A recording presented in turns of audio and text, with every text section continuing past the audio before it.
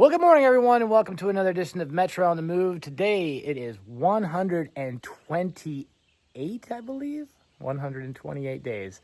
Anyway, guys, we are on our way northbound into, almost close to New Hampshire today. I think we're just going to fall short just a few. Stopping at Happy Hill Shelter, if I can remember correctly. Either way, it's been a beautiful day, so let's keep moving.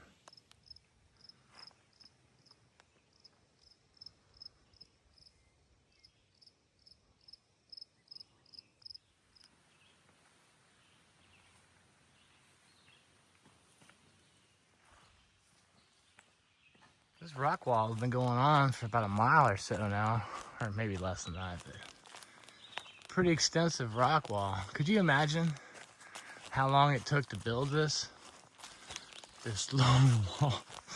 Just picking up every single rock. It's almost like a whole town had to get together to build this. What do you guys think? How many rocks do you think are in this rock wall? And how long do you think it took to build something like this? Put a comment down below. It's the Great Wall of Vermont.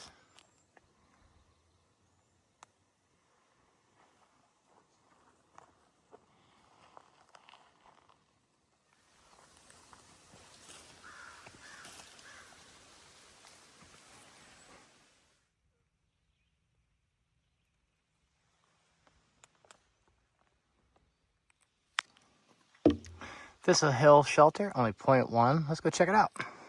Yeah. Nice flat level campsite, cushy ground. And here is Thistle Hill Shelter.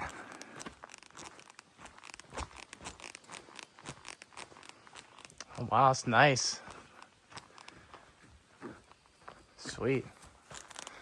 All right, that's nice. Coming up to this meadow, and there's a nice little view. Look at that.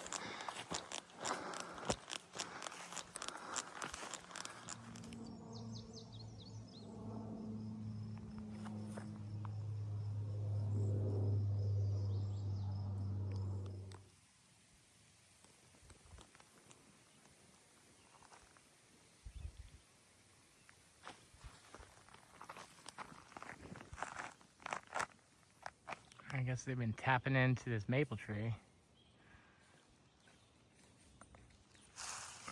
Trying to get their syrup on.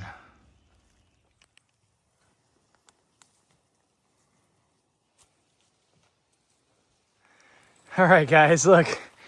Welcome to Vermont. Relax and enjoy. Nice little view there. All right, guys, we've been doing a little road walking out here. This morning we went down Pomfret Road, got dropped off the trailhead. Now we are crossing the Quincy River, Quincy Road. Anyway, there's some swimming holes.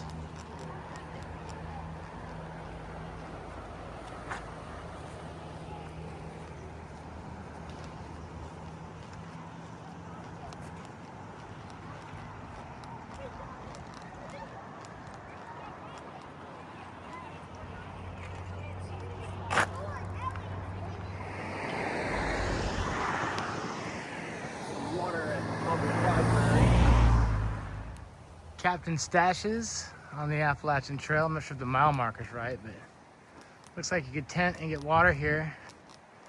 Maybe some stuff in the back, but we're gonna keep on keeping on.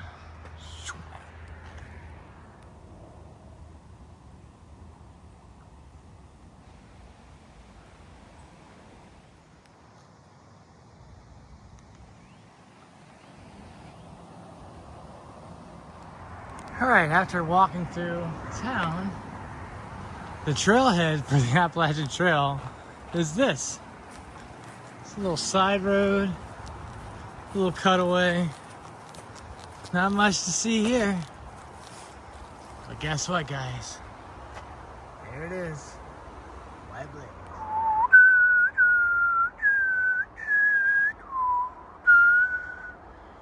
Elm Street. All right, guys, Happy Hill Shelter. We have made it. We are not sad at the top of the hill. As you can see here, Velvet Rocks is the next one we'll see tomorrow. But we're almost to New Hampshire. New Hampshire. New Hampshire.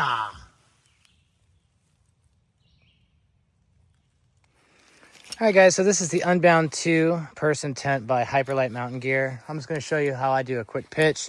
It's pretty simple. Once you lay the tent out, as you see here, flat, you loosely stake out the 4 corners, and I'll do that now.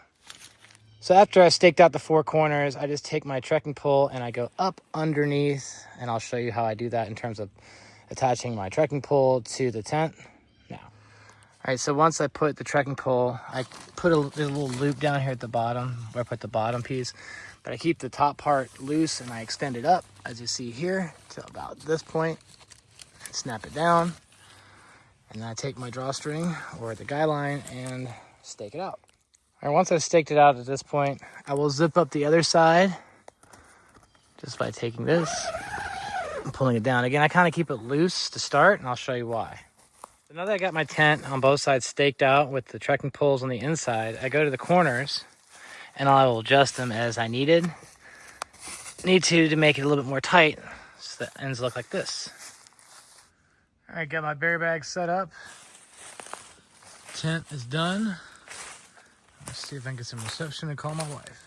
All right, so that's that. Just wanted to wrap up today's episode with a final thought.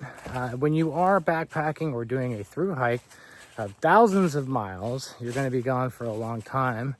And one of the problems is that you may not always have connectivity, especially in more remote areas, or as you get further north, reception is just not going to happen. So with that being said, even though you may have a planned time to check in with people, you may want to have a backup option. I'm using satellite text, as a means to get text out and so forth, but you will not always have guaranteed reception at these areas.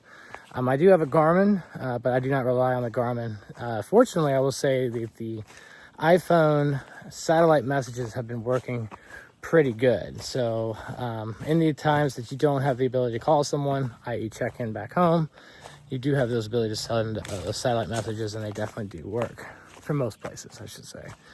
Anyway, I just wanted to say that communication can be difficult at times, so make sure you let your loved ones know that even though you can't necessarily call them, you can always text them and just let them know that reception is limited, so that way they understand what's going on, versus just trying to call over and over again when they can't hear you, and sometimes it's just not worth it. So anyway, just thought I'd share that with you. Communication can be tough, so always have an option, i.e. to send a satellite text if possible, but letting your loved ones know that you may not be able to talk, that's probably the best thing to do. Anyway, if you found any value in this video, please hit the like button, subscribe to my channel, and send me your comments as I do respond. As always, thanks for watching, but until next time, let's keep moving.